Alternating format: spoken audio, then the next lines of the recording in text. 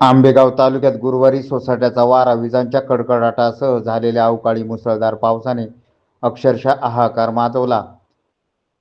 शेतकरी बांधवांचे मोठ्या प्रमाणात नुकसान झाले आहे. मे महिन्यात अचानक झालेल्या या पावसामुळे तरकारी पिके, काढणीला आलेली बाजरी तसेच जनावरांच्या चारा पिकाचे मोठ्या प्रमाणात नुकसान झाले आहे. आंबेगाव तालुक्यातील नदीकाठच्या गावांमध्ये मोठ्या प्रमाणात उन्हाळी पिकांची लागवड करण्यात आली होती. विशेषतः फ्लॉवर, टोमॅटो, मका, बाजरी व विविध तरकारी पिकांचे मोठ्या प्रमाणात नुकसान झाले आहे. अनेक शेतकऱ्यांनी बाजरी काढणीची कामे सुरू केली असताना अचानक आलेल्या या पावसामुळे शेतातच ठेवलेली कणसे व वैरण पूर्णपणे भिजली आहे. अनेक शेतकरी बांधवांनी कांदा चाळीत साठवून ठेवलेला कांदा देखील पावसामुळे खराब होण्याची शक्यता निर्माण झाली आहे.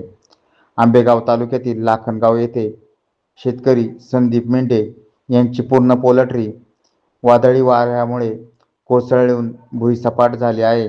यात त्यांचे मोठे नुकसान झाले असून लाखनगाव येथील बाळासाहेब बबन भागवत यांचे घर कोसळले आहे, तर गवळीमाळा येथील स्वामी जांभळे यांच्या घराचे देखील वादळी वाऱ्यामुळे मोठे नुकसान झाले आहे. अनेक ठिकाणी झाडे व विद्युत खांब पडल्याने विद्युत वीज पुरवठा खंडित झाला आहे.